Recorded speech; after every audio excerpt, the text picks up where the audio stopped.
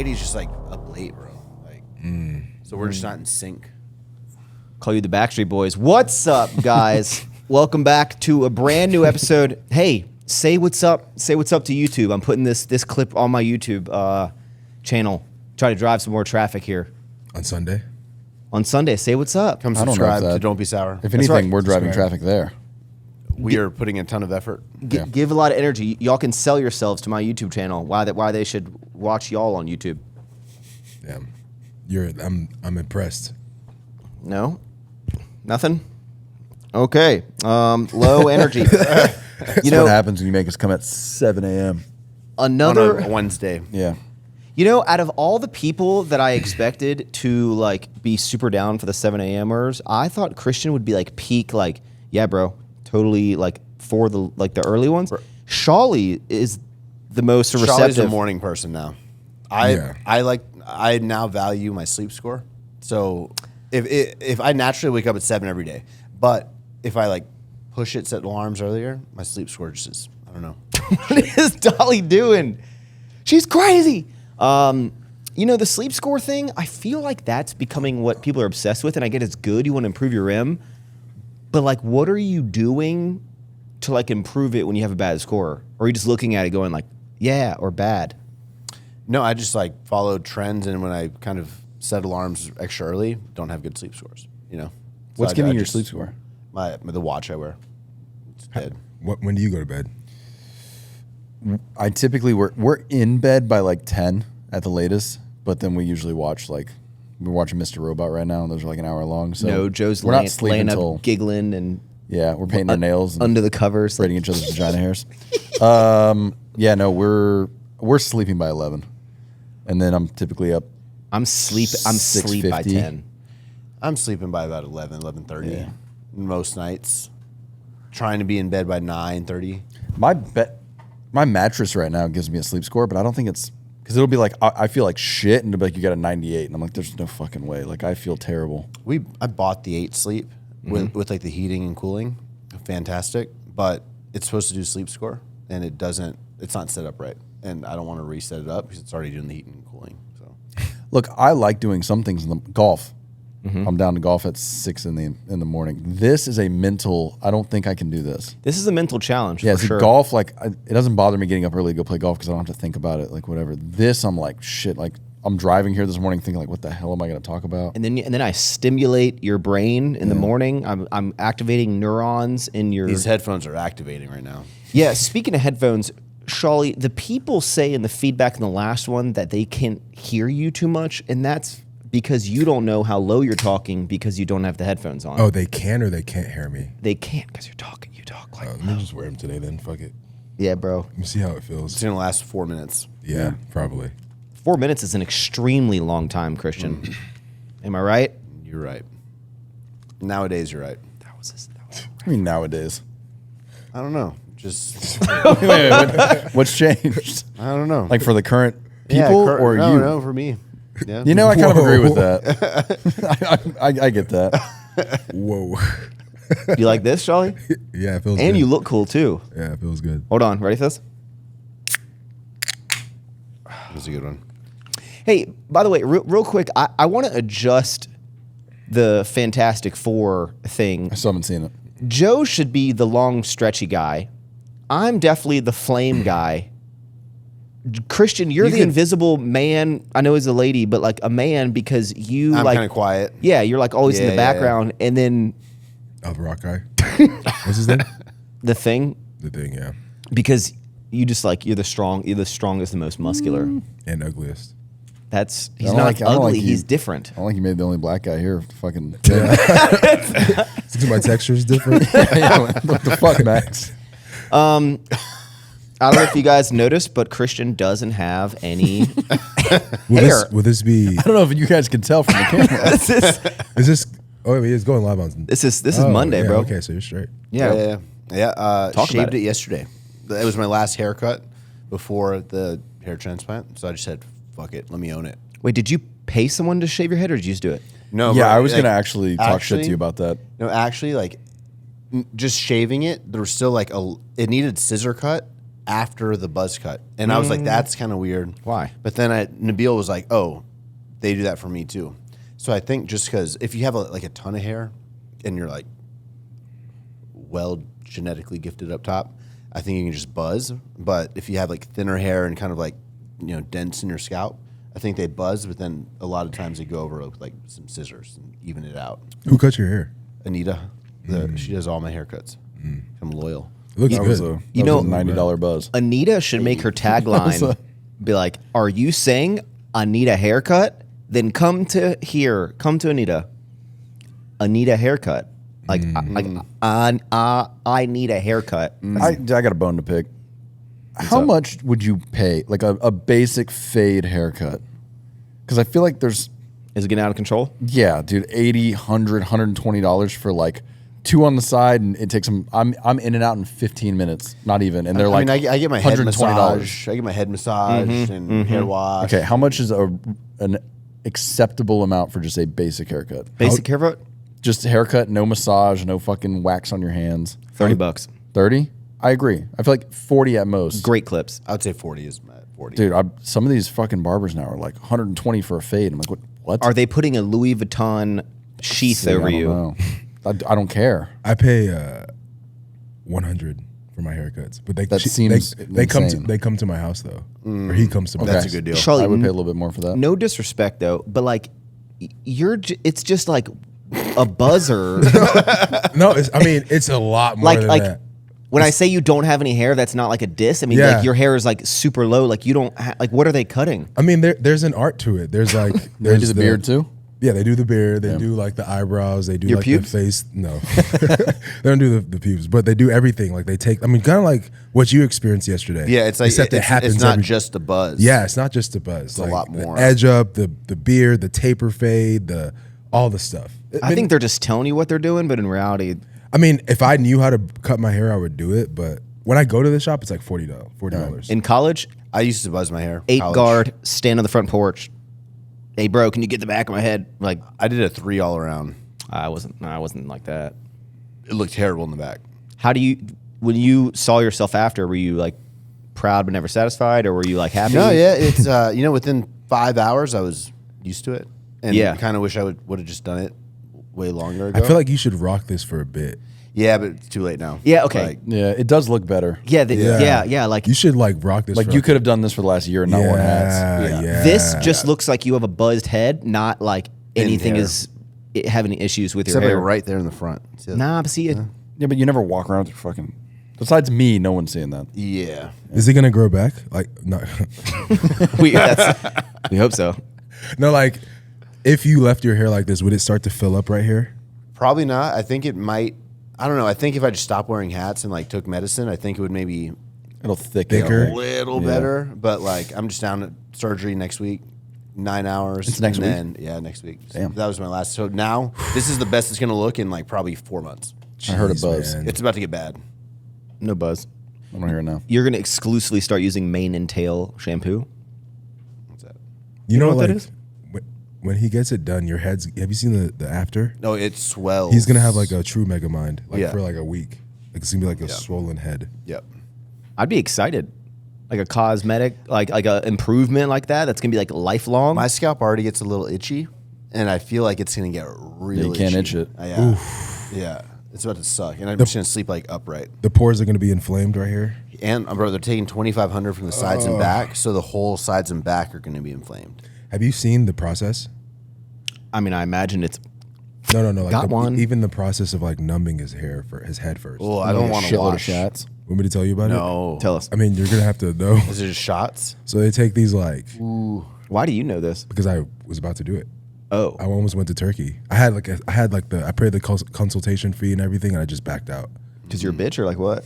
I was supposed to go with Aunt because we were both gonna do it at the same time, and I just chickened out, bro. I was scared. Once I saw the video of how they do it, I was like, So maybe don't tell him. Bro, if all these Do you other want me to tell you, people though? can do it, like why bro, would you think I am not a fan of 12-inch needles. I'm just gonna close It's my not eyes. 12 inches. you They can't were- see it, bro? Want It's to pull it up, bro? No. What do you mean? Yeah, but it doesn't go You're in 12 awake. inches. Your fucking brain's Whoa. there. Like, Whoa, I mean, So the way they described it, or the way I saw it on the video, was the doctor like had these needles, these those big syringes that have like the two holes you can grip them like this. You know what I'm talking about? Yeah. And the needle was like this long, and like obviously they can't just go. They probably kill you. But he was going in at an angle, like it was like, and the guy was just like. And like he did it like 12 times. They're doing like a lobotomy. Yes, they do like 12 shots. Yeah, I heard that's the most painful part. Yeah, they said that's the most painful part. Yeah. But after but you that, can be like okay. in 30 minutes it numbs away, and then like you don't feel shit. Yeah, I have like a, what was the medicine called? They probably give you Xanax too. Yeah, it's something like that. Yeah. It's like, Alaprazam. yeah. Something like that. Alaprazam. That's Xanax. I don't know if that's That's how you say it. Alakazam. I'm thinking over here. Like I don't know if that's right. It's like a whoosh. Yeah. The procedure's done. Bro, you just gotta look yourself in the mirror and you gotta go, you see me, this needle is gonna hurt so much. You know what's more painful than this?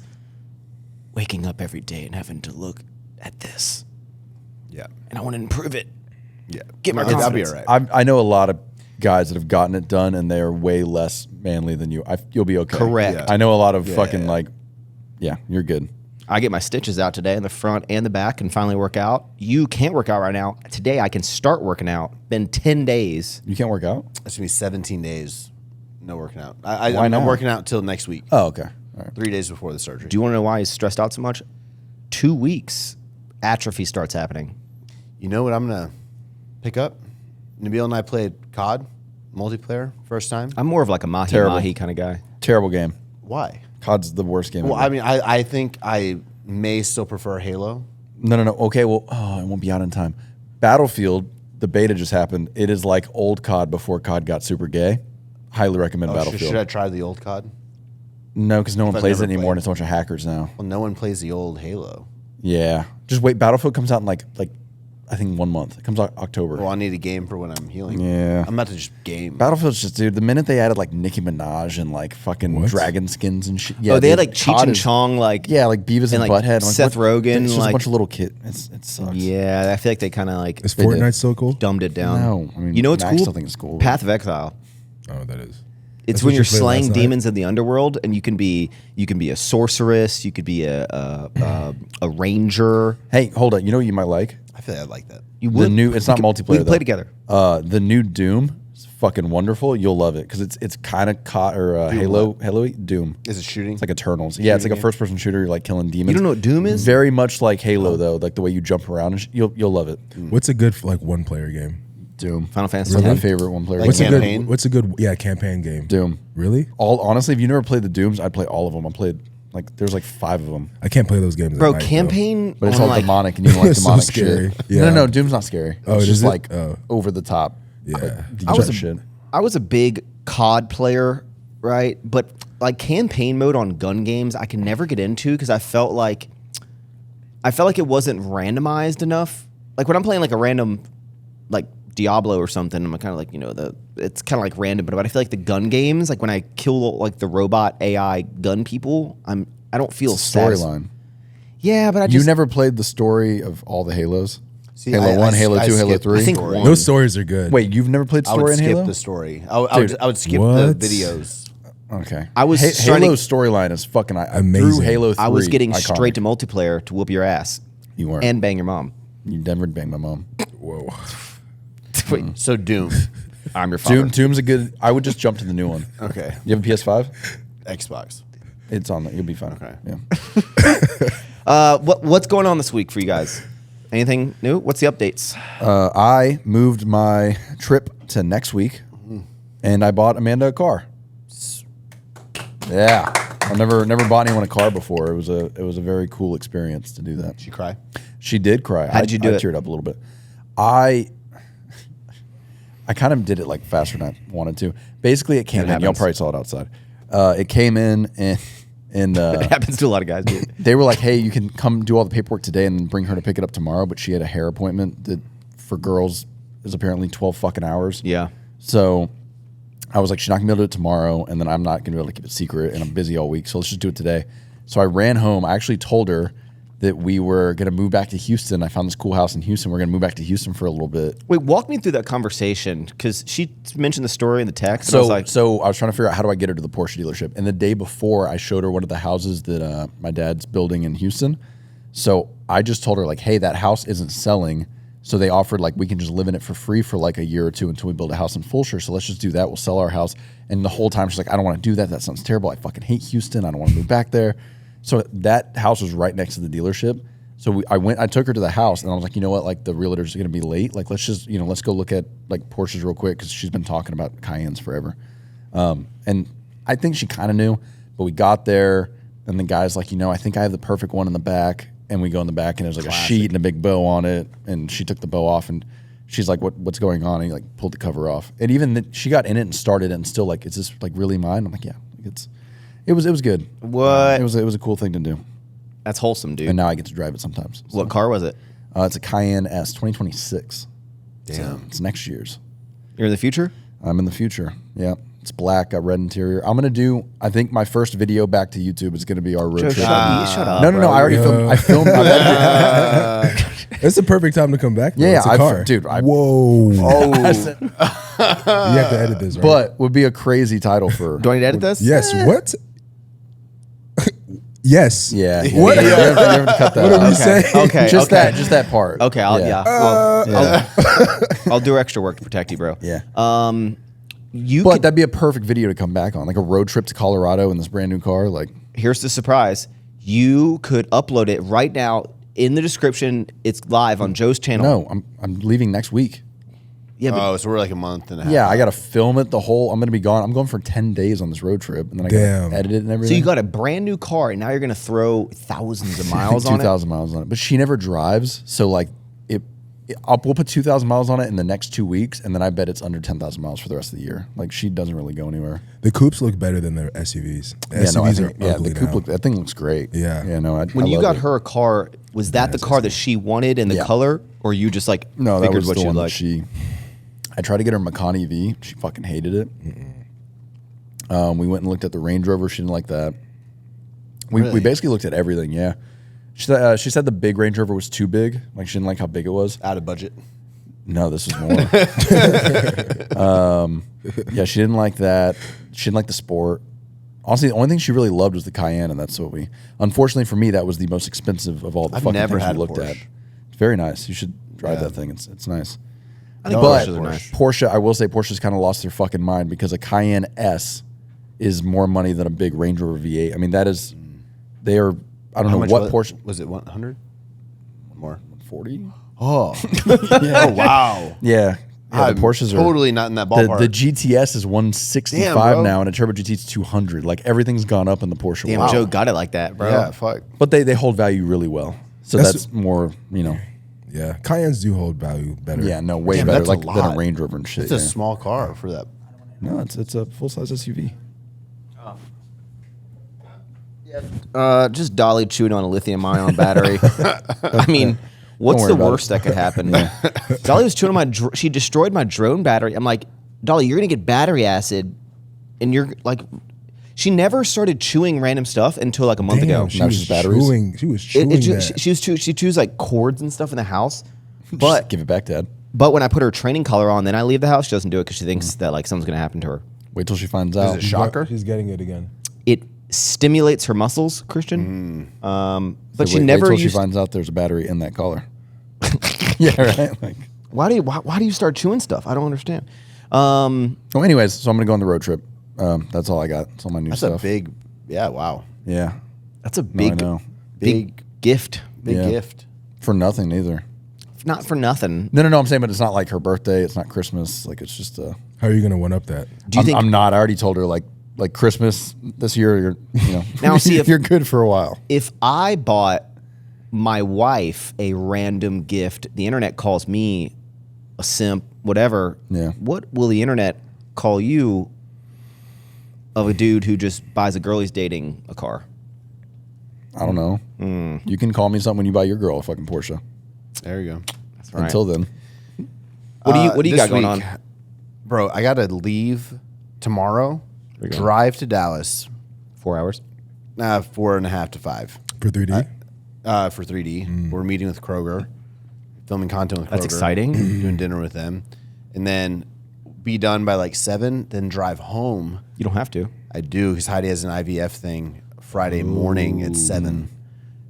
And I'm surprised you're not she Ubering. doesn't drive. No one drives, so it's going to be me driving. Taking the G. Yeah, 10 hours. What? Dallas and back in is one a day. long. It Wait, is. wait, wait, It's a long one. Taylor did that frequently, Wait, but she would go wait. morning and night. Wait, you're doing what? You're going Driving to Dallas tomorrow morning. Uh-huh. Filming content that whole day. Going to dinner with the Kroger team.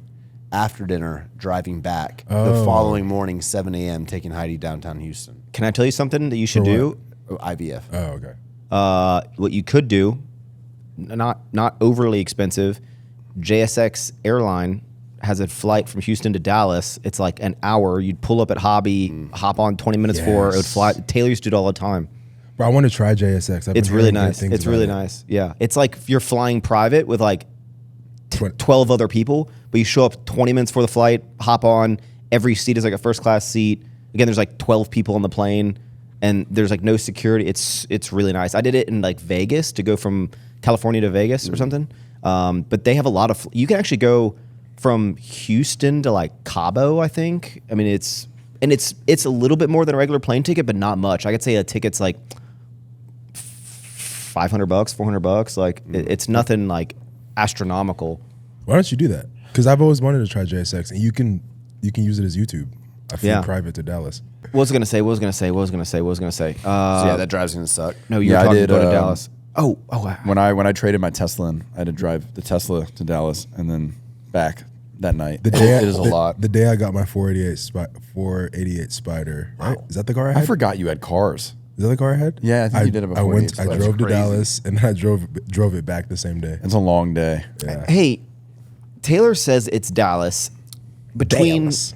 when someone says like, what is the official city of Texas? Like, what represents Texas the most? Is it Dallas? No. I would say Houston. See, Taylor said Dallas is like No. the true Texas. Houston for sure. Think Dallas Houston's is the oil money. Dallas is like old Texas.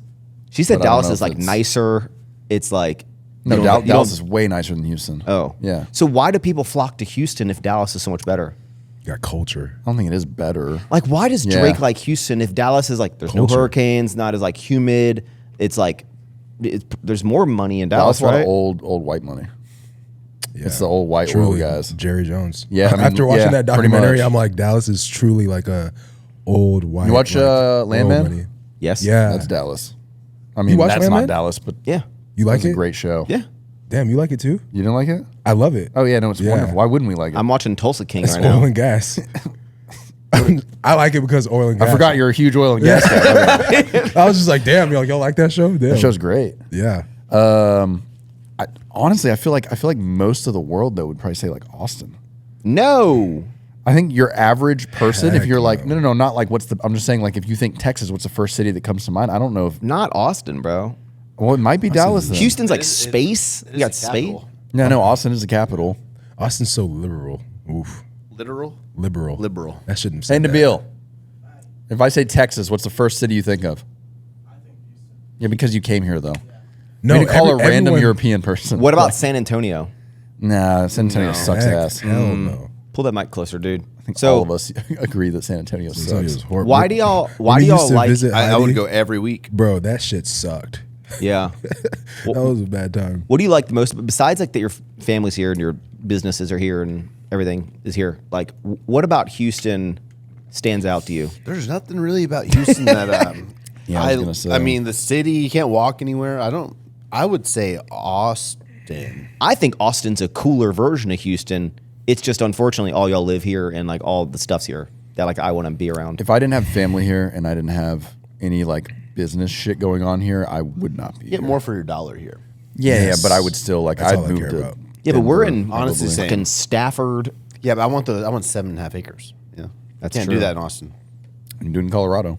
I'd move to Colorado immediately if I could. But more money though.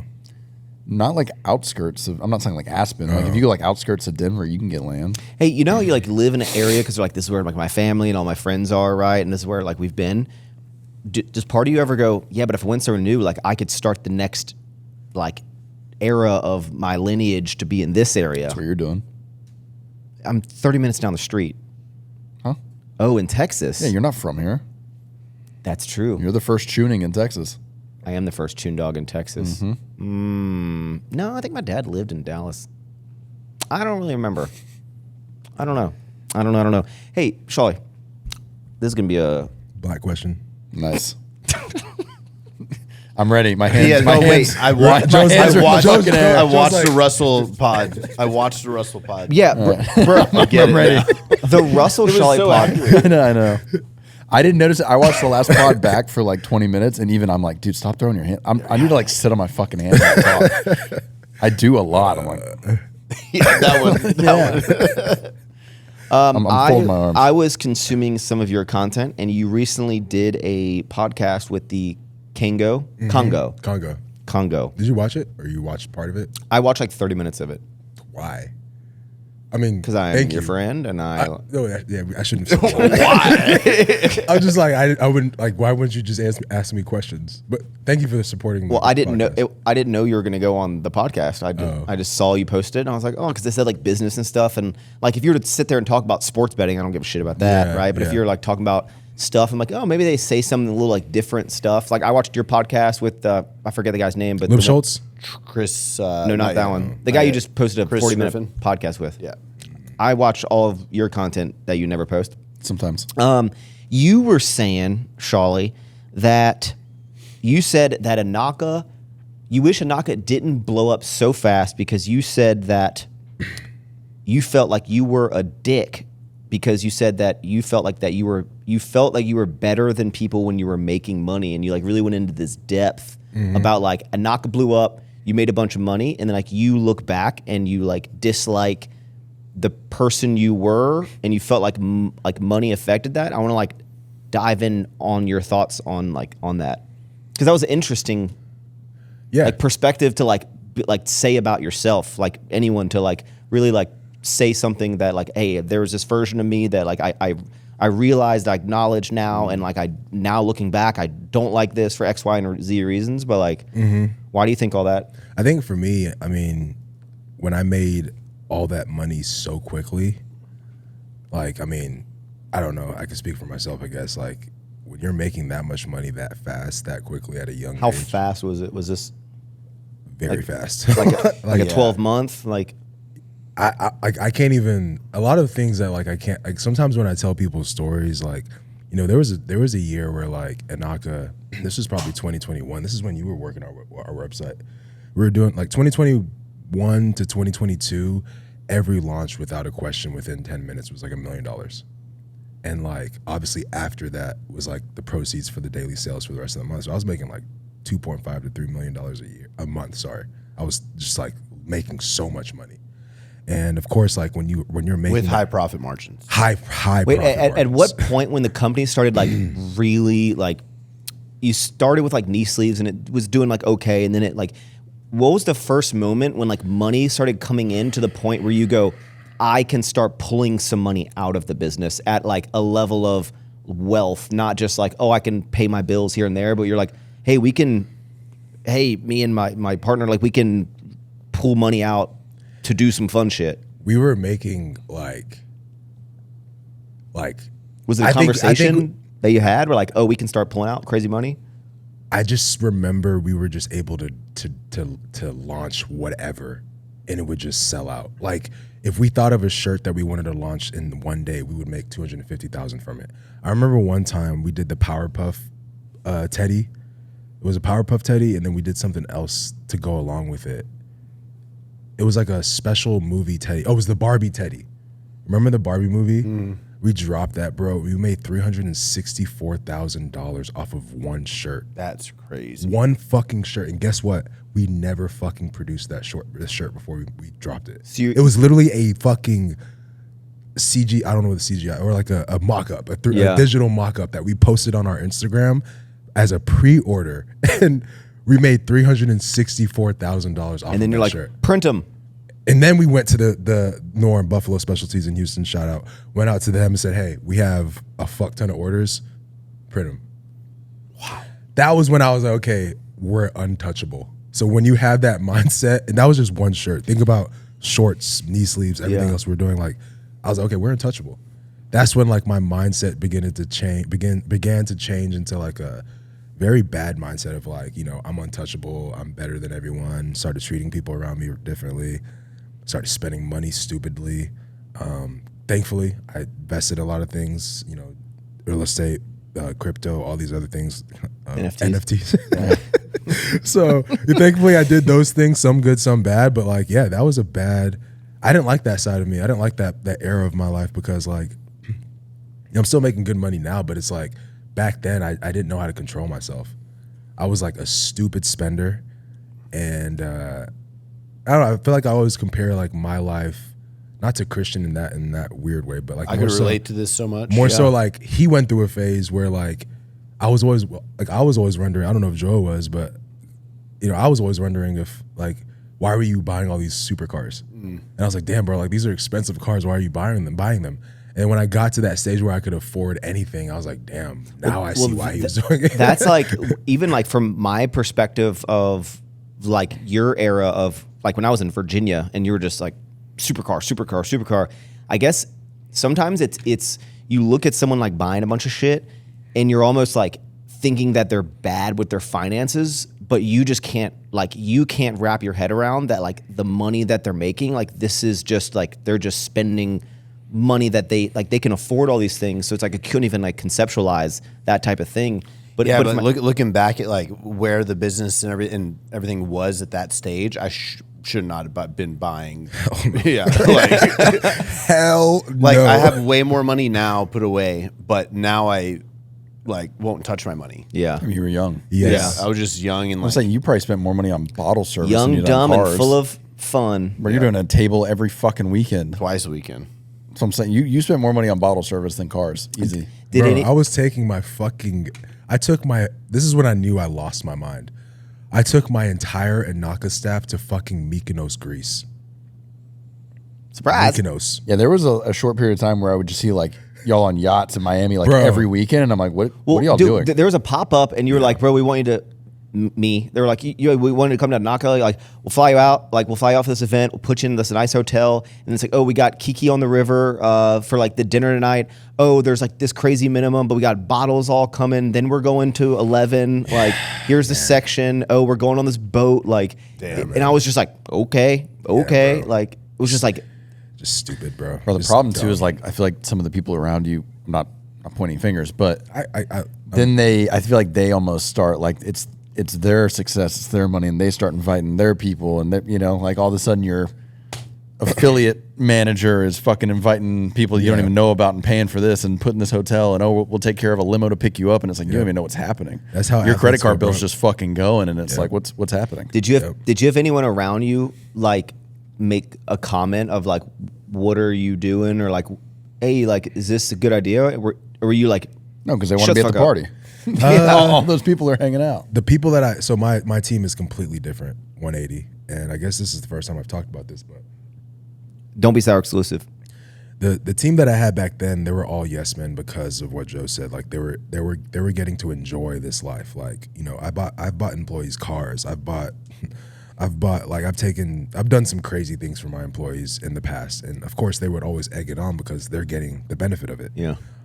So yeah, to answer your question, no one back then was telling me, "Oh, this isn't a good idea. This isn't a good idea." If they saw my credit card come out and they knew that it was going to benefit them, they're like, "Oh, you should do this, but you should also do this too." It was never like, "Oh, you shouldn't do that. You shouldn't do that." It was more so like, "I want it, so do it." Everyone around me was a yes man, for sure. Do you feel like any of that? I feel like I relate to the kind of feeling untouchable for sure. When things are like, we had 8 years of straight rocket ship growth, like double. But I think I just regret more so, like I don't know.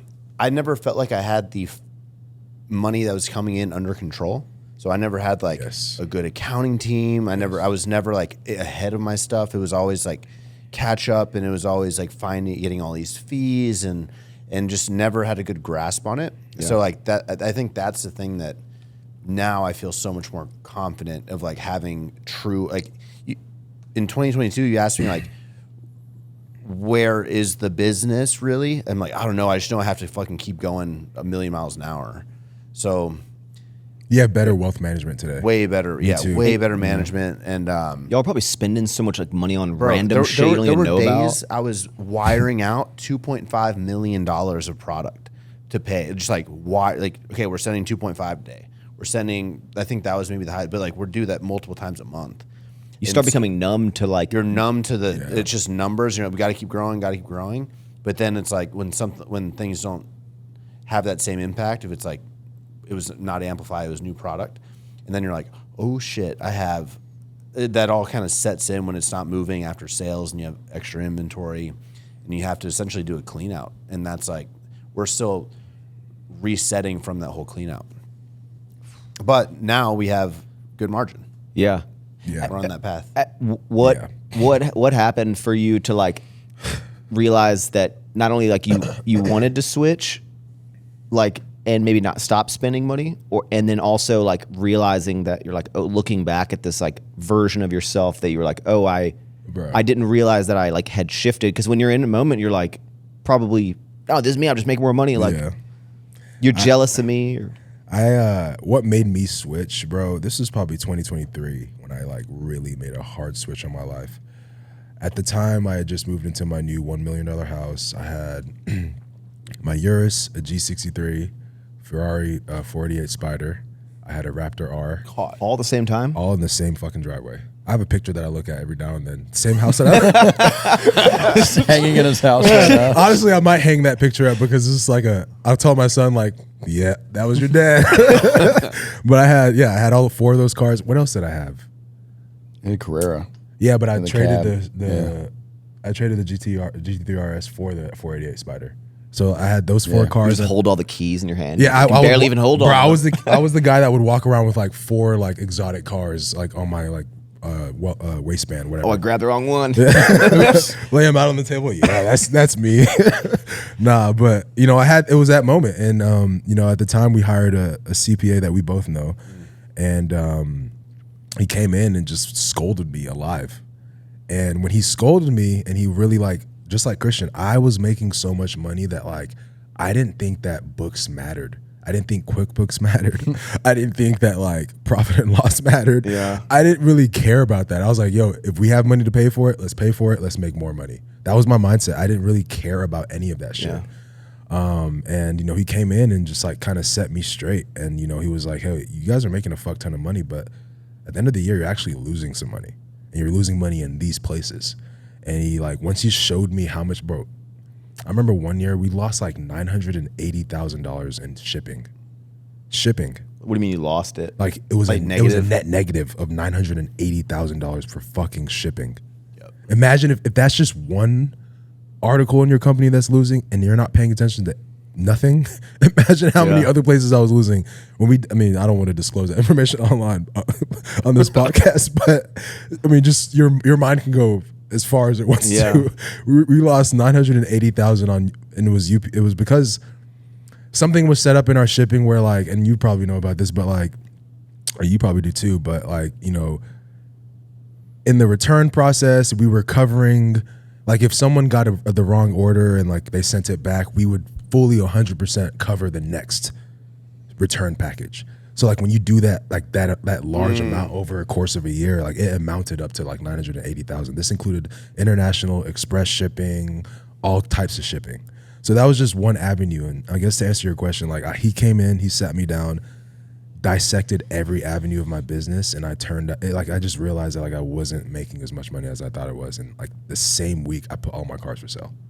Literally sold everything. I made like $5K on the Ferrari. I sold the Urus, lost it. I sold it to a famous Atlanta like music producer. He produced Morgan Wallen's last album. I only like his current album. Okay, well, yeah, I sold everything, and ever since then I've been on a new path. Since then I've been on this path of like really understanding like the literacy of money, like finance, understanding like wealth management. And books are important. Books, just watching YouTube and just I will say- living under my means. You know when you realize that books are important is that first time that the fucking tax man, Yes. when the IRS shows up and says like, "Hey, Yeah, we know but- you're having a good time, but you owe us $4 million," and you're like, but books, that's not right. Books with clothing, when you're trying to get, We're talking about financial books, not literal. when you're trying to get 12 to 14 months ahead to like with clothing, Yeah. and you're dealing with like existing inventory deposit, and then like Overhead. just the way that I like just in that timeline of clothing, the books just feel extra complicated. And they it's are. It's an extra risky business Yeah. because you're buying so far out. Like it's not if you're like pre-ordering a T-shirt, right? But the way I kind of got sucked in 2022, 2021 was like, I'm going to buy a shit ton of this one fabric because I'll get a better price. I'll divide it up into like 12 styles. I'll release those styles multiple times over like a year. But therefore I'm buying almost 18 months in advance. So I'm paying millions of dollars ahead of time, not seeing that sell-through rate for years later. So it gets real complicated. You know what I mean? Yeah, no, clothing is probably the most capital intensive like business to scale. But I get the like, oh, I'm going to order a bunch of it to get a deal, and then the business changes. I ran through a lot of like, I mean, because I managed the cash, like what we spend money on, money coming in. Like I was the only one that saw finances. Like Mona helped pay bills. Like I'd send her bills to pay, but I was the only one that had access to like the bank accounts to understand the like health of the business on a cash basis. And I somehow did enough right over like the 5 years to not screw it up. But there's even on a smaller scale is when we started expanding into like HEB, it was, and like the gas stations, right? We had these like floor displays. There's like, you see them at like the one in Alphaland, Gym 2 and stuff. And we started ordering, like everyone was ordering these floor displays. Like every gas station needed floor displays. They went, I need 2 more, I need 3 more, I need 5 more. HEB was just like, we want to do this display with like 12 in this store and 20 in this store and like all these things. And it was just like, I kept like running out of these floor displays, and they were expensive to make and ship because they're big. And then one time I was like, all right, like they're this price, right? Everyone wants these floor displays. And I was ordering like 300, 500 at a time. Bro, I ordered 8,000 floor displays because I was going to get this crazy price. And I was like, I'll burn through them. And it's almost like the moment that those floor displays like landed in my warehouse, Stop using them. everyone stopped using floor displays.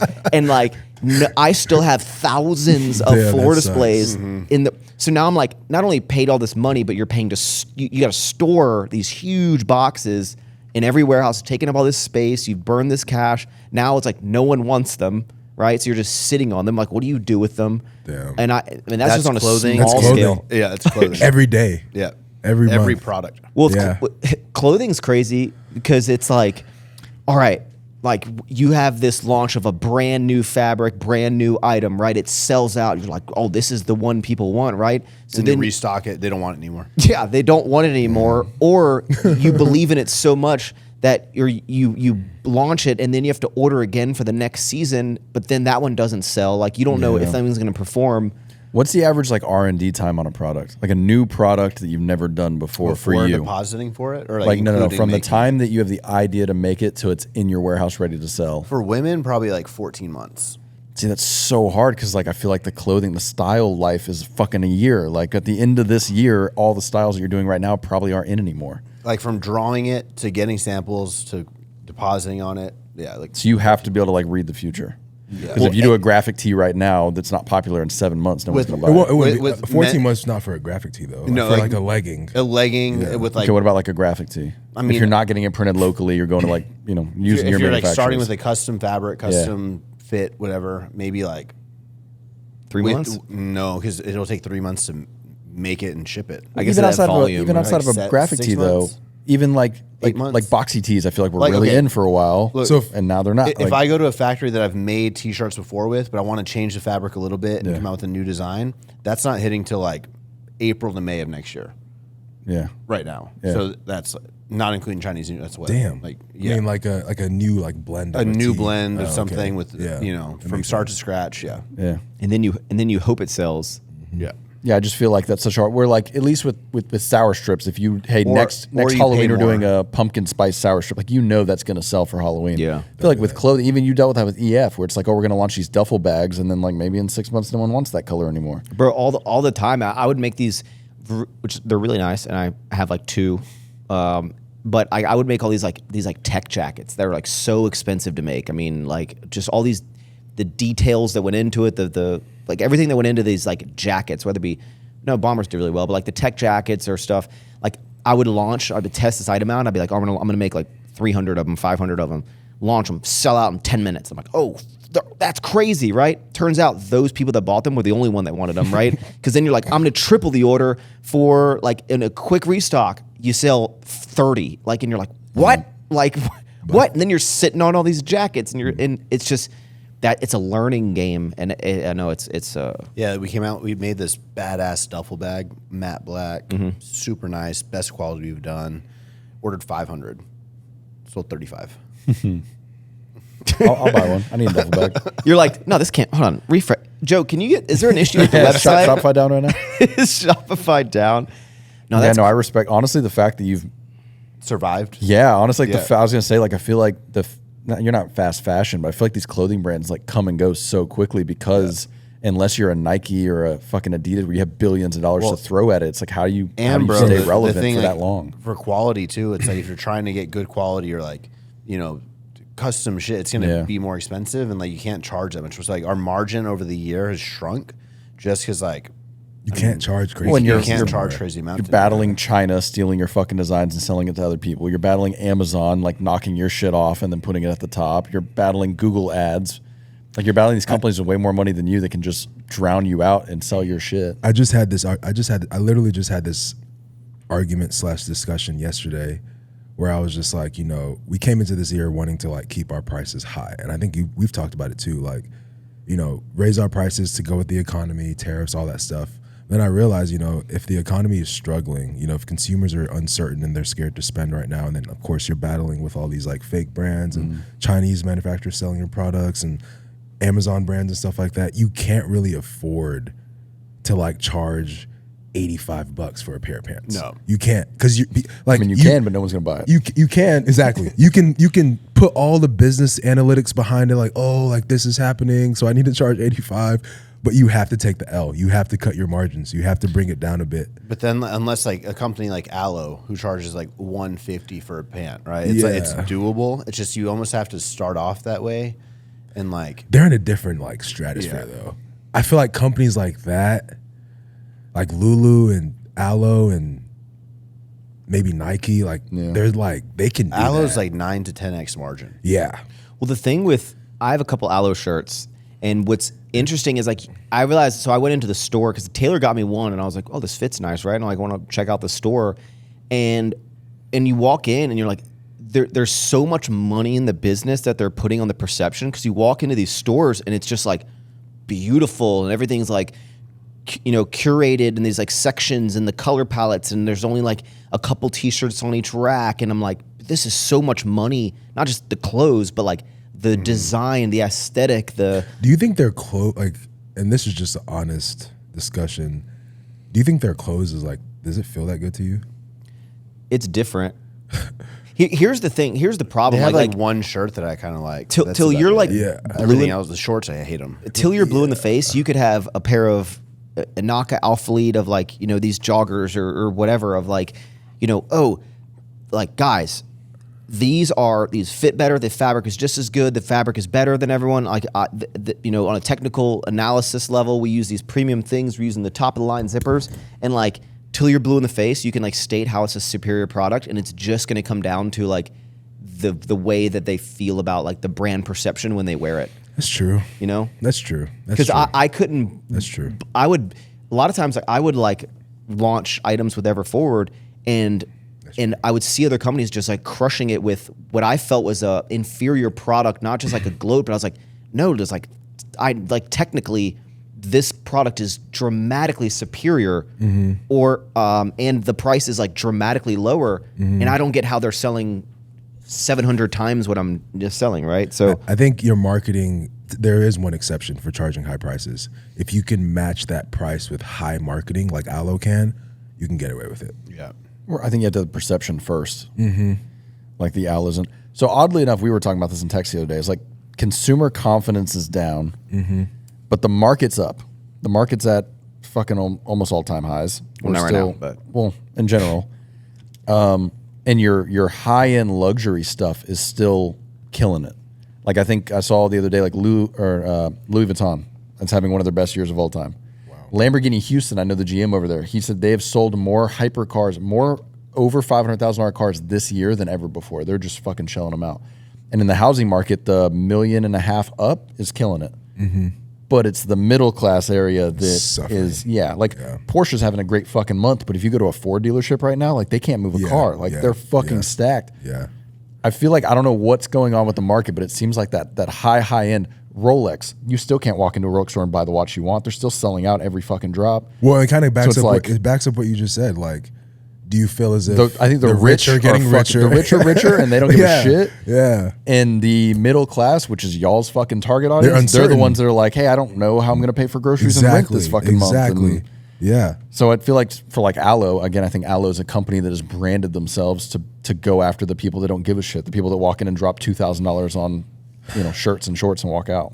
Yeah. We obviously people are going to buy your product when you go on sale, but I shouldn't say this, but I'm going to say it. But we're running a sale right now, and to the consumer's eye, it's like, oh, Anaka's on sale, let's go buy. And daily sales are amazing right now, but in reality, like we're pretty much charging the same prices that we charged like a year ago. Yeah. But people are going crazy about it, so we're marketing it as a sale, and it's doing really well. Yeah. So for me, it's just like, damn, like. So you kind of made the price jump. Yeah. Yeah. The price jump saved me because now I can do this, but it's like, does this mean now I have to really like readjust again to be at the level of my average consumer? Well, yeah, but you're also not. What was a pair of Alphalete joggers 5 years ago?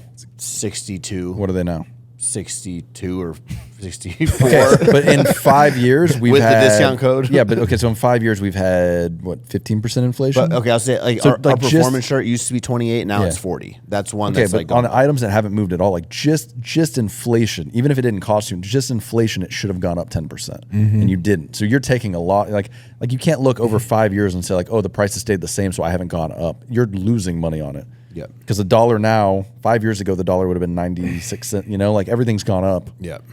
So you have to price in inflation. I mean, like. But you can't. Well, we can't though. Yeah, because your average consumer is like, what the fuck? It used to be 28. Now it's No, inflation's real, bro. I'll get Chipotle. I'll literally recently. This might be kind of weird that I get this, but I just get just rice and just meat. I get like the honey chicken. I get like 2 scoops of that and just rice. Like times are hard right now. No, but I'm saying it doesn't matter if you get more toppings. I'm saying that's what I like to eat. But it's like $17. Jesus, $17. Double chicken with guac at Chipotle is like over $20 now, bro. It's like $20. And I know DoorDash is like, I know you're paying for this convenience, but if that's 20 something. If I DoorDash like 2 grilled chicken sandwiches and a grilled nugget, $50, bro. For like, I'm like, what is going on? Yeah. Like. Yeah, it's bad, bro. But the average wage hasn't really gone up much, and that's the problem. That's who y'all are. I mean, whether you like it or not, like that's y'all's audience. Like your audience is your YouTube followers, and those are the people that are like, hey, I'm making $65,000 a year. I'm comfortable, but not comfortable enough to drop $1,000 on a bunch of clothing right now. So I have a new, and this all literally happened yesterday when I was having this discussion. Like, my new outlook for this year is to. Maybe it's not set in stone, but I'm going to test it out. I want to probably make my products a lot more affordable because of everything that we just discussed. I feel like, but you got to be careful with that too, because then we're dealing with this with we do cabinets with the houses. It's a fucking race to the bottom. When you come down a little bit, you are in a race to. You have these companies that don't care about profit because they want to just sell. They're making the money on other shit. So then the problem is like you're gonna drop your price. Well, then fucking Young LA drops their price, and then Amazon drops their price, and you're all just racing to see who can fucking steal the customer. Yeah. But you're gonna make 0.5% profit this year, and it's like. See, I didn't want to bring them up, but like now that you brought them up, I'll talk everyone about does it. I mean, if you're not a Lululemon or whatever, all these brands are literally in a fight for who can do Black Friday first, who can do Cyber Monday first, who can sell it for cheaper and cheaper. I mean, it's. Hey guys, it's January. We're doing Black Friday starting now. Like y'all are literally in a race to see like who can fuck who over the fastest. Like, 11 months of blackout. Let's go. Y'all are Everything is 99% off. Y'all are We're actually going to pay you to take this shit. pretty much. Buy 5 items and we give you $100. We just had the biggest Black Friday ever. Man, I feel you gotta be careful with that. Yeah. You're gonna put yourself in that race. So you brought them up, so I'll piggyback off of that. Bro, Young LA, like, they produce the same products that you and I produce, like everything, literally. They do everything that we do, and they charge little to nothing. And obviously we know the back end story, like the behind the scenes story, whatever, but it's like, that's why they're winning. Yeah, well, the consumer doesn't know that. They just want the cheapest product. They're winning because of that, because like they're able to produce high volume and offer it at a very low price. And high volume. pay a ton of athletes. And that too, of course. But it's like you wonder where like the margin has to be crazy volume. It's definitely tight. Volume. It's carried by volume. Yeah.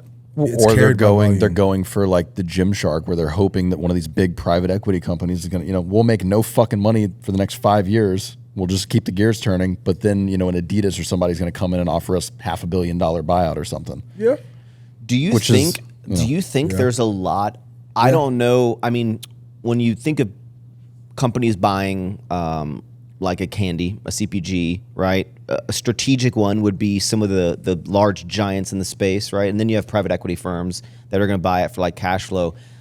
I don't know I've been out of the clothing game for so long. Like, is it common for like a Nike or an Adidas to buy clothing brands, or is it just private equity venture? It's private equity. Because I haven't heard of being I know Nike just DSG. bought Lulu. Like, is that ever going to happen? I know Dick's Sporting's good. Like, I know their group buys up a bunch I of have a fucking call brands. with them in 45 minutes. I don't know if I've ever heard of like Nike buying somebody, but I do know like Dick's Sporting Good, like Academy, like the companies that own all these conglomerates are known to like pick people up. And do you think, like, is it common for clothing companies to get purchased? I know Gymshark got an investment, and usually when they buy a like minority stake or something, that usually on the back end deal, it's like, and in 3 years we're going to fully vest and buy the entire company, right? They bought 40%, but they already have this plan. They're not announcing that in 5 years they're going to buy the other 60% and completely take it over. But maybe I don't know all the different clothing brands, but is that do you see that? Like, what are brands that clothing that have just recently got purchased? I don't know of any. Besides Gymshark. I've heard of brands that are like in the process of potentially being bought out. My 7-year to 8-year advice of anyone that's getting into clothing: if you can work your company up to a place, I was like, don't do it. No, well, yeah, don't do it. Run the opposite way. But if you somehow get bamboozled and tricked into starting a clothing line and you scale it, if you get to a point where like people are offering to buy your business, sell it. Just take it. Like I was talking about this the other day. Like, Honor Active, Chrissy. Yeah. I respect everything she's done. She's amazing. I would imagine at this point she's probably getting offers because she's on a different level. Like, I was talking to my fiance about this. I was just like, man, like, if these numbers that they're saying that she's doing is correct, like, I believe they're correct. I believe it too. If if she's making this much money, that means that she's definitely getting offers. I think every brand has, at least in our space, we have a climax where we reach the top, and then you start to sizzle down a little bit, and then maybe if you're lucky, like Gymshark, you can come back up to the top. Gymshark is like one of the only brand that's Well, they've also been around the longest, so like, that's why we ain't out yet. We're not out of the game. Exactly. So I mean, it gives us hope for sure. But someone like Chrissy, I'm using her as an example because they're the hottest company right now, right? Yeah. What is it? Honor Active. I might have. I'm not a girl with a booty, dude. I'm assuming it's You've never heard of Honor? HON. What? This is at the gym a lot. What? ONER. Damn. Is it women's clothing, I'm assuming? Yeah. Oh. You know what Chrissy is? Chrissy Sella? The name sounds familiar. Wow. I thought we Anyways. were all on the same page. No. Oh. Damn. But, I mean, see that regardless. brand that girls wear that's like a double arrow? Okay, maybe I've seen that. Does she have a YouTube channel? Yeah, she does. She's like the whole creator. I mean, kind of like how Christian did it, like creator backstory type thing. Really? Yeah. How do I not know about? But she's literally the Christian Guzman of females today. I feel like. Yeah. Anyways, my advice, what I was getting to is that like if you are able to scale your company to where like, you know, you're making a bunch of money and a company comes and offers you to buy it, I would 100% Why? take it. You're just risking so much. Because this has been a huge. I had people interested in buying Alfleet when it was like a few years back. They wanted to invest a ton of money, get me a little payout, and then, but it was like a dip in, dip out. It wasn't like a full on purchase. like a full acquisition. No. Well, because I get still to this. I mean, I still get asked. I mean, it's only been a year, but since Sour Strips got bought, I'll get a comment here and there that will be like, Max was an idiot. Max, I can't believe like I would have held on if he was making money. Why would he sell it? Like all these things. So I'm interested to see like why as a business owner, in your perspective of like selling is a like not a dip out like an easy out. I mean, it's not easy to get to the point where someone wants to buy it, but like versus like I can just, if someone's going to offer me X, then they're just going to make it more popular. I could do that myself and make all this money. Like, why do you feel the benefit of selling and then exiting versus keeping it for generations and having your kid run the business and creating manufacturing? I think everything has a limit, bro. I think, let me just paint a perfect picture for me. It's like, you know, I've been doing this now for almost 8 years now, and I'm just like thinking, and I've realized that like everything has a limit. And I'm not saying that like, you know, Inaka can never resurge to the top or be like a top brand again or whatever. I still feel like that's a very, very, very, very likely opportunity for us that can happen in the next year or so. But I just know that like everything has a limit, and I feel like if I got to a point where I felt like my sweat equity and my time in this game was enough for me, I'm completely satisfied with walking away, especially if it means like mental peace. Yeah. Like there's a lot of lost mental peace behind, and I don't know if it's just clothing. I feel like, you know, you or like, you know, Dom with Raw. Like, I feel like clothing has a big piece of it, bro. Clothing is very difficult. bro. Like, It is not fun. Let me not say that. It is very stressful. yeah. Well, you don't realize You're making the most bets. Like with 3D, with Sour Strips, if you need more inventory, it's kind of 3-month turnaround? Mm-hmm. Yeah. I wish. Yeah. Like, yeah. that's way more. It's not, it's easier to manage. Yeah. It's, I think our industry makes it hard because I think it took me 8 years to realize how difficult clothing was. I thought it was easy, Well, easy. You also in like the Yeah. beginning Until it hit me. phases, it's kind of like I wish someone would tell us like when we're in the golden years before we're like, or golden years before we're like out of them, right? It's like they say in The Office.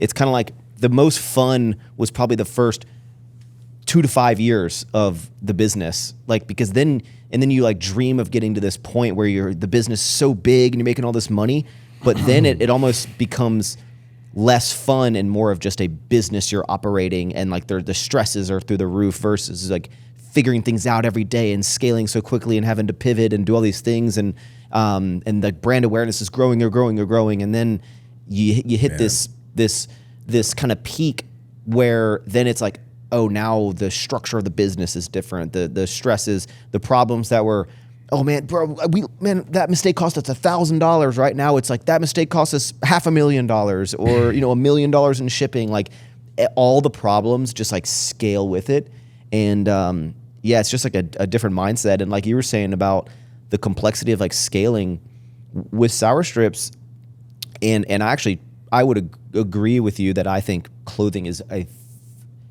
it's different, but I would agree that it's far more complex than what I did. Like in terms of scaling, like doing, 10, 20, $50 million of candy and doing that same level with clothing is, I feel like, a different game, and then going in beyond that.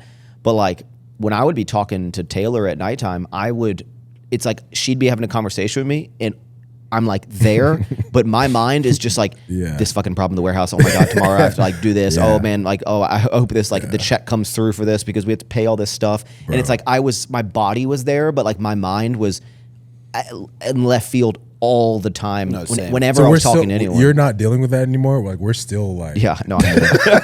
We're still dealing with that, bro. Like I've lost... That's all I think about. So much sleep, bro. Like when you start losing sleep and you start getting... Like I didn't have anxiety until I started Anaka, bro. Like I didn't even know anxiety existed until Anaka started, bro. Like first panic attack from Anaka, like, bro, I've literally... My body is damaged because of Anaka. Like seriously, like my mental, physical... I've done so much like work to like get my body back to like being like somewhat normal because of the stress induced by Anaka. I don't think that, I love Anaka and I love my business, but I don't think that it's worth like dying over. Yeah. What are your thoughts from an external perspective, Joe?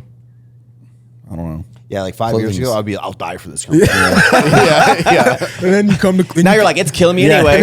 Then you come like super close to death. You're like, you can pause on the death. You can chill on the death now. Yeah, no, clothing sucks. Y'all are one of the few industries that like, you're cycling fucking thousands of SKUs a month.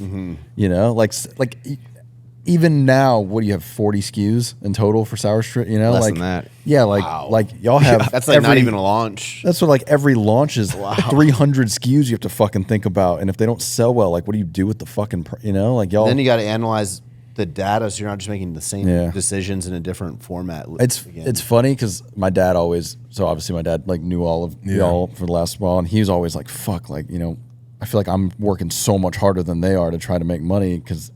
I chose fucking cabinets, like, but now with all the competition and shit, now I feel like y'all are dealing with the same shit that we've always done, where it's just like complicated as fuck. Yeah. I feel like if you're gonna get into clothing, you need to be like a Chubby or somebody where you have like one thing that you're really fucking good at, and that is it. You sell 7 SKUs of one product, and that's what you're known for, and you're not. I think the minute that you're like, I got 50 accessories, 800 shirts, 300, like there's no, I don't think anyone should, like, if you're a fitness person watching this right now, do not get into clothing. I feel like the market is so saturated right now that like it's very rare that I would say that, but like go do something else. Some kid watching this about to place his first order is like, or just did. Just waiting on the water. No, I mean, bro, not that like you shouldn't do it. If you're going to do it, be prepared to like, you're fighting like a super uphill battle. Yeah. Would you guys agree? Yes. Yeah. In this, bro, like back it was difficult like 8 years ago. When I started, when I started Anaka, I feel like, and I tell people this all the time, I feel like I started at the like best and last time, if that makes sense. Like, I don't know. I mean, not that okay. Honor still blew up, whatever. I don't There's know, always outliers. There's always outliers that blow up, but like, it's what I'm trying to say is that it's a lot harder today to be a kid on YouTube and just start a clothing brand today. There's also a lot more kids on YouTube. Yeah, exactly. I mean, that's the thing too. When y'all did it, y'all were like some of the only. I mean, I think you were. There's like 6 people. You were potentially the first person that built a clothing brand off of a YouTube channel. Easily. There may have been another one, but at least in the fitness, now every motherfucker in Alphaland with a camera also has a clothing company and some shop down the street that prints shirts. Like, everyone is selling shit. It was Ben and Lewis and then you, right? I mean, but were they even YouTubers? No, but that's what I'm saying. I think he was the first like YouTuber that built a actual outside of like merch. Like it wasn't just merch; it was a fucking brand that had like a face and Yeah, it's tough, man. Don't do it. I mean, you did this. Everford was okay. You pioneered this. Yeah, and everyone else followed you. And what would you advise? You built the industry and fucked it up. What advice do you have for the next generation? Yeah, what would you advise? What would you advise? I don't know. I still think it's doable though. It's like look at Honor, right? Look at it. It is doable. You just have to really know a niche. Yeah, right? Like that's it. And I think also just don't try to do everything. Yeah. I think where we kind of lost our ways is just try to do everything. I think pick a product. It's doable. It's just going to be extremely hard. But I will say, like, don't sacrifice on your margin. Like, I don't think you should lower prices because if we try in a dream world, we're making if a product costs $10, we're charging 40. Dream world, it almost never happens. But then when you discount and do sales and expenses, like that'll keep you healthy enough. Right now, we're probably averaging like a 3x. We're three to four. Yeah. Yeah. If you're 3 to 4, that's great. We're almost like high 2s sometimes, to 3, 3.1, 3.2. So I just think if you make your standard cost lower than that and your margin lower than that, it just gets harder. Here's my thought process behind it. Because we've made so many operational adjustments in the last year have the room to bring down operational costs. Like we discussed this, like the sale or the discount in prices doesn't affect us at all. If anything, we were being greedy trying to get more margin by increasing our prices. Because we've made so many structural changes on the back end. That makes sense. Our overhead is decreased by at least like 70%, bro. Like completely. I feel like the discounts and stuff like that, they're warranted and they're justified because of the changes that we've made. If this was a year ago when we were running these sales, I'd be like, okay, we're bleeding right now, but we're making it by. But it's not the case anymore. We're actually like still profiting. We're still at a 3 to 4x margin. And we've brought down a lot of our costs. I have less stress now. I would definitely say that like right now, mentally, we talked about like how I was and how I was like a dick back in the day. The last 2 years of my life was like me truly transitioning and changing into the person I am today. I'm in a much better position today with wealth management. Was that him? Her. Oh, her. Sorry. She's a lady. Sorry. Was that a fart? I think it was a groan. Yeah. Oh, okay. But I'm in a much better position today. I feel a lot better for sure. But yeah. That's good, man. That's good. Hey, to switch up gears as we kind of wrap up. I will say okay. one last It's a whole thing. pod? No, we're not done. Oh. I will say I do think about you a lot and like, obviously the things that I've done. I always compare like, you're at a much larger scale for sure and have much more operational expense. Like how you put up with like how you handle everything that you're going through. Like it's You got a lot on your plate. bro, You always have. I can't imagine like I'm dealing with my team in my warehouse. You're dealing with your team, warehouse, Gym, Alpha Land, 3D. employees. Like it's 3D. It's a lot, man. Luckily, though, like I think what's helped me now is that Hey. my same people that helped me with Alpha help me with Outland. It's like I really just have one point of contact now, which has really helped me. Yeah. But like, I couldn't have kept it up. Which is good. Yeah. That's how it used to be. When? I'm saying like a long time. I'm saying like before Alpha, like you used to have a team of like 3 people and everyone kind of did everything, and that was. And then I think you got to the point where it was like I hired 80 people, and it's like okay, I don't know. As soon as the work do. structure gets all complex, then that fucks you Yeah, up. because you have one person, that person needs an assistant, that person's assistant needs this, and it's like next thing you know, you have 100 people on payroll doing the same thing you were doing with 3 people. Yeah. What would life be without Alpha Land? Answer that question. Like if you, because what I remember Just was kept the old Alpha League? Alpha League was doing like 100 mil or close to it, and then Alpha Land became a thing. We all doubted you, whatever. It's now standing, whatever. Like, what if you didn't do Alpha Land? Like what? Like my 2020. When was this? Would you 20? do like saying like he kept the old gym, it's just a smaller gym? What Like, year was this? 2019. 2019 is when I got what if you like? What if you just said, the Alpha Land idea is like not a good idea. I'm just going to continue to scale Alpha League. What do you imagine your life would be like right now? That's a good question, Sheldon. I definitely don't think I'd be like fulfilled feeling because I just always wanted to have a gym. That was always number one. Well, you had a And gym. I had a gym, but like I think the excitement of like building something bigger was always the Did you like jumping from gym to gym with like growth? Yeah, jumping from gym to gym brought me more excitement than Alfleet going up 20 mil in a year. Do you feel like I know the project of Alpha Land is this ever growing thing, but are you ever like I just need to keep adding shit because you're like where do I go from here? No, I feel like I put the work in. Like that's a footprint. Like that's going to be there. Maybe eventually we can build some more location, but like building more locations and multiplying. I don't know. I think now being like 32 and stuff, I just want to see this one do very well consistently, which it is now. Or if y'all go at like 5, 6 o'clock, it's like it's popping. I know. That's I'm going there around that time. Yeah, and I don't know. I don't think I'd be that happy just doing Outfleet. You know, I can totally agree. I wouldn't be happy just doing it Naga. Like, you start to feel numb to it. Yeah, you get sad. Honestly, I guess I just don't feel any up and down emotion when we're doing fantastic, when we're doing recovering, when we're because I don't have any impact because you know that a bad corner is just around the corner. Yeah, a bad. It's like, oh, we're doing great now, but I bet you in 2 months shit's gonna suck. Like I don't think my emotions gone up or down ever in the last like 5 years. Take money out of the equation. Like just forget about the money that they all bring in. Alpha Land, 3D, Alpha Elite. If you can only do one, the other two have to go away. Which one are you picking? Alpha Land, you're like, I feel like you would say that, Yeah. Is that the most it has to be fun? Yeah. Money isn't everything. Yeah, just like seeing so many people use the place. Yeah. That's like the best feeling. Yeah.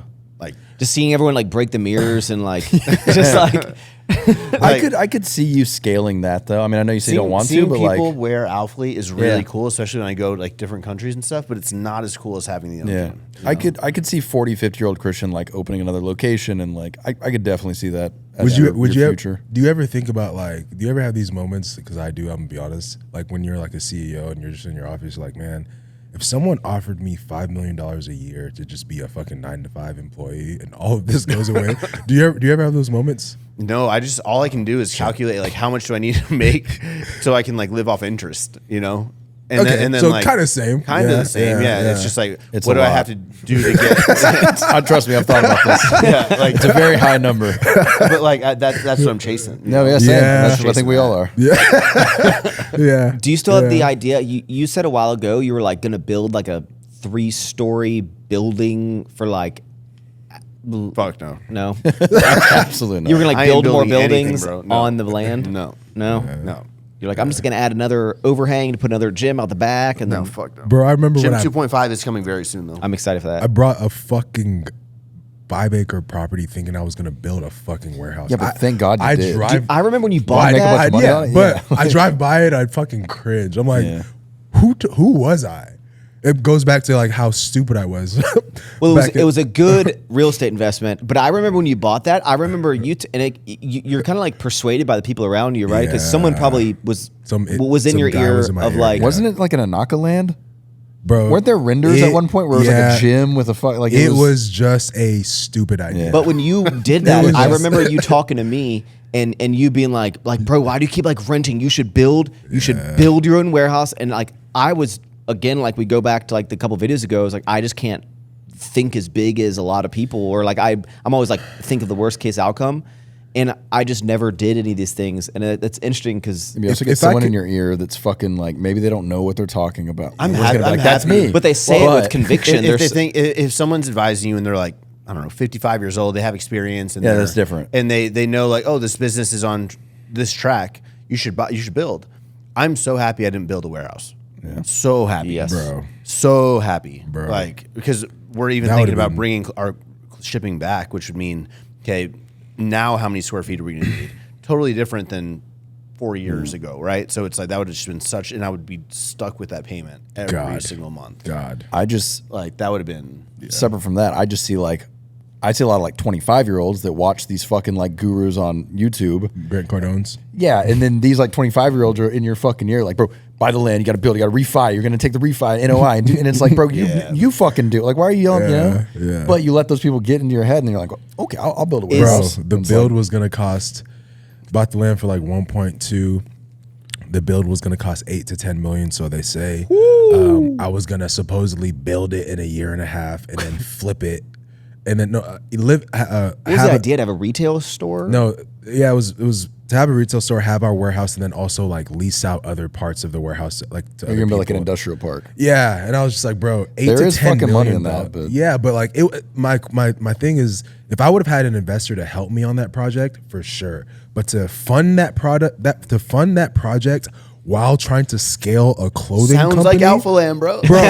Yeah, like I don't know how you did that. Yeah. To fund a fucking $10+ million real estate project while you're already running a tight margin clothing business and you're using the same funds to fund both.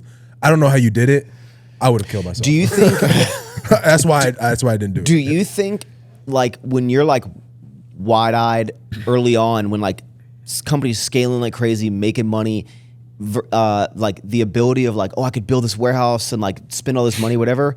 Now that like so much has happened over the years, do you think it's like completely changed your like, if you were to make big decisions now, you see how things can ebb and flow and like things don't go up forever and like it would changes the way you would like do anything now because you're like, but back then it's just like stock goes up, green line goes up all the time. I think I'm lucky that the young me didn't think building a big warehouse was the best idea. Yeah, really, I just didn't think it was exciting. Yeah. I was like, that's gonna be fucking boring. I don't want to spend money 4 on walls and a roof. Yeah, it's like I can't film that. I can't do all that. But luckily, that paid off to like, dude. I don't regret Outland, but I would have regretted a building. Is Heidi still planning on building? She's gonna buy the hotel. You've been saying that, is she? Yeah. So why did she was gonna build a whole facility? Everyone was building a land. Yeah. And then why did she opt to not do that? I was like, we could just be on the same property, convert the hotel. So When have you? She sold her land as well, right? Yeah. Yeah. she sold it? Mm-hmm. Make money? Yep, a little bit. When do you think Heidi's going to realize that she already owns half of Alphaland? Right? She doesn't need to buy the She's hotel. like, wait, hold on. Christian's like, yeah. So I'm gonna charge you like this rent. Be like, rent? Hold on. Why do I need to pay for the renovations? I mean, it's all our pot, babe. it's all our money. So I asked the boys to bring some topics. I already did mine in the beginning. What was yours? Road trip stuff. I don't know. That's not a I'll think on my feet. It's too early to think of sitting topics, down. dude. Yeah. Christian. What'd you I'll go bring? last. I brought What did Everybody ChatGPT here- tell you? Hey List. guys, everybody here lists one job that you applied for and didn't get hired for. I have 2. Number 1, I applied at the car wash at Mr. Car Wash on Highway 6. I was all excited, thought I was going to get the job. you weren't qualified enough to. Wasn't qualified enough for the car wash. That's crazy. Number 2, Hollister at First Colony Mall. Applied. Not attractive enough. That one, actually, I did good on the interview, and apparently, I didn't know I got hired, but they called me like a week and a half later. You didn't show up for your shift, and I go, I didn't know I had a shift, and then I just never. So those are 2 of mine: Hollister and Mr. Car Wash. I cannot remember. You never applied anywhere and like didn't get a job. Nah, I worked with my dad. Yeah, I was forced. I was similar to him, but I will give you not exactly the same. A car dealership hired me. I worked at a car dealership for 2 years. Is that the one? I would. 59. And, Yeah, Motorworks. Yeah. Where? Like right next to Nexus and stuff, like West Chimney Rock, right there where all those fucking dealerships are. Like a hood one? Yeah, Every yeah, time it I was drive one. by there, I'm like, Joe used to work there. Yeah. It's so crazy. Yeah, I where you worked had there the for earrings? I worked there for like a year. I was the worst fucking car salesman that ever existed, and I actually got fired Yeah. because I kept telling people like the legit things about cars. You got to be a slimy person to be a car dealer. Like Yeah. nothing against those of you that are car salesmen, especially used cars. We'd have people come in, they'd be like, "Oh, this GTR is great." He's gonna go there. Oh, okay. Yeah, we'd have people dude. come in like try to buy like a GTR, and I would be like, I like the clutch is all fucked up, and that's why I got fucking fired. Don't 'cause, do like, it. yeah, they were like, stop telling people what's wrong with the fucking cars. I'm like, I can't. Yeah. Yeah, I got fired. You were like too honest. So I never got, but I did get fired. You never got not accepted. No, because I worked with my dad for a while, and then I worked at the car dealership, and then I started doing like wedding videos and stuff. So I was doing, when I met you, I was full time doing like a wedding a month. And Really? then yeah. I used to do like wedding videos and like small websites for people and stuff. So Yeah, I really, remember the website thing. Yeah. never really had like a, outside of working at that car dealership. And like, in high school, I worked for my girlfriend's dad's like legal firm where I was like doing paperwork. So fucking Damn, so y'all boring. never got denied. Yeah, no. Is that the what? Got denied. Hey, I got denied from a lot of colleges. So Yeah, I got that'll- it. yeah. For sure. You know, I feel like because I take a kind of smaller risks, like I've never.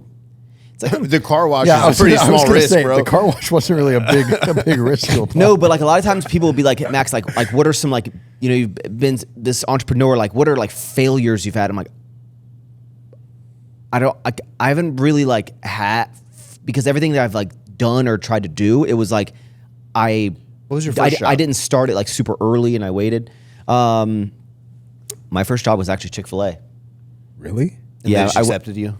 Yeah, I worked there for like a month, and then I quit Chris, like, must to be do nice. wrestling. Then I worked for 7 years at a pharmacy, apothecary, where I cooked food and delivered prescription medication to retirement homes for like 7 years. You quit to do like WWE? Yes. No. What did you quit? You wrestling. Said, yeah, I know. No, I would put on wrestling, spandex and roll around the not mat. that- You get paid to do that? No, wrestling like in high school. Oh, I was like, bro, we're talking about jobs. No, I worked Chick-fil-A. Then I worked then I got a job for like, which was most of my life, was 7 years of this like pharmacy. But I would like cook food and milkshakes and like limeades and shit for like 7 years. And I would drive around this little delivery truck listening to No Ceilings by Lil Wayne, like just delivering prescription medication to like old people all day, every day. It was the best. It was the best job ever. And then I had to apply for an internship, and I applied to Scottrade, which is no longer around. It got purchased by some other financial, but it was like a stock brokerage thing. And this is like old school when people would like call them on the phone. Hey, I'd like to buy 5 shares of Apple. Okay, what's your passcode? All right, there it is. Okay, I'm going to confirm. Would you like to buy 5 shares? Yes, buy 5 shares. Okay, I'm buying. Like, it was the most archaic thing ever. But I applied to the financial place, and I got the job over like, I didn't have a finance background. I was in business, but I was actually surprised that I got this internship. Then I worked there. Then I applied to be a personal trainer at Gold's Gym. Got that. Then I got my full-time job. Then I got fired for YouTube videos.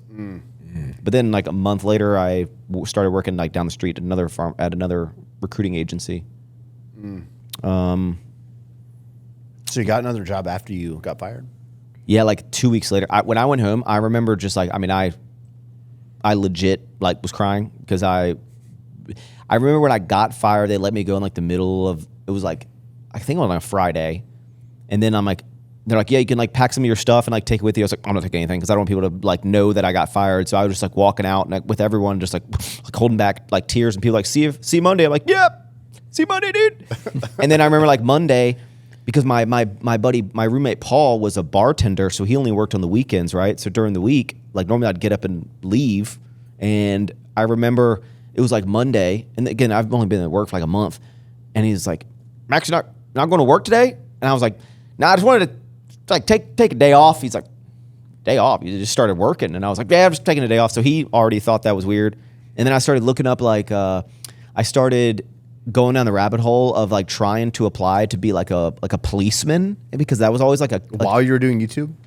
No, this is oh yeah, well, because I was like, fuck YouTube, I'm gonna quit this. I'm not making any money from YouTube. I just got fired. This is like my career. I'm gonna quit making videos. This is stupid. Like, why am I gonna make videos that got me fired? I'm making $10 a month on YouTube. And so I started looking up like police academies, because I'd always like thought about being a police officer. But then I missed the window of like the like when they do their training academy or whatever to like go and be a police officer. So I couldn't do that. But then my mom happened to be, she was in the same field of like recruiting, of like IT staffing. She had done before like a year and a half ago when she stopped working, she did that for like 30 years. So I did recruiting because like my mom did it. And then after I got fired, she like knew all these people from working for like 40 years. So she was able to like knew a friend that worked at a competing company like up the street, told him what happened. He was like one of the managers, talked to like the boss, who was like super cool, and was just, they're like, that's stupid. Yeah, sure. He can, like, we always need new people. So I got a job like a week later, like right down the street.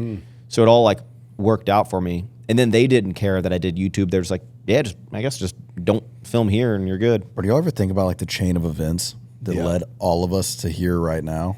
Like Yep. if he wouldn't have missed the recruiting police window, officer we'd have in Officer Max and we wouldn't even know who the fuck you are. I actually talked to Taylor. This is the only time I thought about this. Like, I talked to Taylor like a couple days ago about this. Really, like, I mean, every decision led to this, right? I mean, the biggest thing is, meeting you in 2014 and YouTube and changing everything. But the biggest like life change that happened, that if I didn't do this as a kid, it like would have changed everything, was when I was like 10. So my parents split up when I was a like literal baby, I think like 1 or 2. Like I don't remember the divorce and all that, but it was like as I grew up until I was 10, me and my brother lived, like boys lived with dad, sister lived with mom, 3 hours away from each other. And we would just twice a month or something, like everyone would meet like an hour and a half away. They would like swap the kids or just all go to one, and we'd go spend time with mom, or just I would, or just me and Chase. Like we would just swap back and forth like on a regular basis. That was like the norm, right? It's like, you're going to mom's for this one. And my mom was a lot more kind of like hands-off parenting of just like, yeah, like the kid will be fine. Like kind of, like, I was able to like do whatever I wanted, play video games. I had to go see Mortal Kombat and stuff.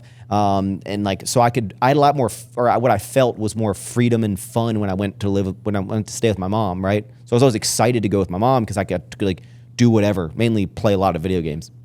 So I was always excited to go do it, and I would have more restrictive parents in Roanoke, because especially my dad got like, my stepmom, my dad, they were like, started getting like really religious, and like I wasn't able to do a lot. I couldn't watch like The Simpsons. I couldn't watch like South Park. I couldn't do these things. So as a kid, I'm just like, oh, I'm not having as much fun here, right? And then when I was like 9 or 10, I remember, which looking back, I'm sure my dad was probably like, wow, my son doesn't want to live here anymore. But like I went to my dad and I was like, hey, like I want to go live with mom. Like I just said I want to go live with mom. And I remember at the time it was like, oh, because I miss her and I want to do all these things, and I did, but like as a kid I was just like, I have more fun there. Like I have more fun. I'm like 9, 10. I want to go live with my mom, and had this conversation. Like talked with my mom, and like they allowed me to go move with my mom. And I look back and I'm like, if I never just went to my parent, like they didn't move me. I was like, I want to go move because I'm having more fun there. If I never was like, I want to go move with my mom, like I have my whole life, I would have grown up in Roanoke, probably would have gone to the military. I would have gone to a Christian private high school like my brother did with like 10 kids, and probably gone to the military. Like, I mean, every effect has like, this like butterfly effect, but like that was like, that's a huge thing, was like just changing my whole life there, because shit's crazy, bro. I think that's why you got to look at, like, for me, a bunch of bad shit's happened, but like when something bad happens, like I think you kind of take it as like, everything that has happened so far has gotten me to here. So even a bad thing that happens is still like leading me in the right fucking. Think of every girl you've dated, or potentially you're like, man, what if I had a child with this person, right? Like, I'm like, bro, even fuck that. Go further back. It's like if your great-great-great-grandfather didn't meet your grandmother on a ship, it gets really, it'll fuck with your head if you get deep enough into it, because it's like everything had to happen a certain way to get us to here right now. Yeah, my mom told me that like my dad, when he met her at this bar, they would go like have dates at this other bar, because he was like, oh, like I don't want like running people I know. But then she found out that he like had a girlfriend and was like interested in her.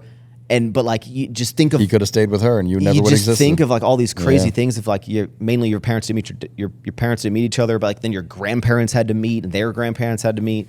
It's crazy. Like your great grandparents had to meet so that sour strips existed. You know, like that is kind of crazy. It's mind blowing. But we got like 2 minutes. Charlie, what topic did you bring, bro? I kind of already asked it. No, you can't do that. More so like. What's one thing that stresses y'all the most, or y'all worry about now? Yeah. Nah, mine's easy. Y'all know. It's on my chest. I think right now at this day and age, it's having a family and being able to provide for that family. I think I stress out the most of like being able to like, I don't know. I guess being financially in a position where when I have a kid, I'm not so stressed out. And do you stress about like how many hours you're going to need to be putting in? Pretty much now versus then. Well, and like how much money is, me and David talked about that when he was in town at the baby shower. And it's like how much money. David had a good point. He's like, do I work extra hard? Like if I leave Sophia with $2 million or $5 million, like is that, like at what point do you say like that enough is enough? Like let me spend time with her and focus on the family instead of I got to work nonstop because I'm trying to leave more and more. Dom says when he's 40, he's like out. Yeah. So his kid would be 5, and those are like the important years. Fair. So I guess like maybe think of that like. Yeah, but I guess from your, when you're 40, if you have 10 million liquid that you're going to be able to leave your kid when you pass away, like in your head, are you like, that's enough? Or are you always like, fuck, like maybe, maybe I want to take care of our. Your grandparents. That's what I'm saying. I think. What'd you say? I just can't imagine like being a kid and having that Like You don't give it to them when they're a kid. Oh yeah, but it's also Yeah. like I just worry about what does that do to their men. Like if they know that's coming, even if they're 25, and they know, Well, don't tell them. they've got, bro. They're gonna be like, look Well, at but this then house. If they know they've got 10, Yeah. 20 mil coming, They're gonna be Well, bad okay, but kids. they're Here's- gonna be terrible people. Here's the scenario: like you don't know health wise. Let's say at 40, They'll you, be terrible Let's say people. at 40, you check out. You're done. You're retired. You don't know like your health, Heidi's health, the kids' health. Like something could obviously happen to adjust that. At some point, your kid's gonna have kids. No, so then I you're think thinking in your when head my like, kid's shit, do like- I have enough to take care of my grandkids honestly, too? when, Like, when my kid's like born, I'm pretty much gonna take a big stress step back. yeah. and But I can do just that. feel like I don't. I think my stress is like when I'm in my 60s and my kid has a kid. Now am I thinking like, is there enough money for that? Like my grandchildren to also be okay? And like, what That's is a my lot kid to- gonna? that's a lot I to don't know. worry That's about. I don't I know know. if- That's where my brain at night. I don't I'm know just if you like, should worry about your kid's kid. I don't know. Like, I don't that's- think you should, but you're That's your going kids. to. That's I your don't kid's know. problem. Yeah. yeah, but yeah. That sounds fucked up. They're No, gonna it burn through all doesn't. my cash anyway, dude. no, I agree, but I think it depends. You know, I guess you got to accept that like your kid is going to do something on their own, but like, what if they don't? You know, if Outfleet's your thing, your kid's not going to take over. More than likely, you'll sell it or it'll go out of business before your kid ever fucking takes it over. Yeah. So, you know, if they're not, I don't know. Like, if you're not leaving a business behind for them and you're just giving them a lump sum of money, like, what are they going to do? I worry about that so much. See? Charlie's gonna get a 1995 Jeep Grand Cherokee for his first car. Charlie's fucking fine. Charlie's kids will be fine. You know, we can dive in on this next one. I have to. We got to wrap this up. I have a call with Stitch removal. Dick's Sporting Good. No, I have a line review call. So basically, I have to like pitch new flavors and stuff to Dick's Sporting Goods. Dick's a big sour strips. I see him there when I go there, but I'm just like, who's We're buying? crushing it in Really? Dick's, actually. Yeah. Who's buying That's candy at fucking Dick's? People who like sports. People like Dick's. What? Hey, can I ask one question? If Target offered or asked you to be in their retail stores, would you do it? Target? Yeah. I think that's like hopefully in the next 3 years. Target's like the last one we're gonna get probably. Walmart's coming up. No. Wait, no, he's talking about clothing. Outfleet. Oh, Target. Oh, Yeah. Outfleet. Yeah. Oh, Why have they asked you? Find out on the next episode. Make sure you like, comment, subscribe, hit the notification bell, give us 5-star review. New episodes every single Monday, unless we don't get one because maybe Charlie came and I'm busy doing stuff. Peace. Goodbye. I gotta pee. Yeah, I have a meeting today with like this lady that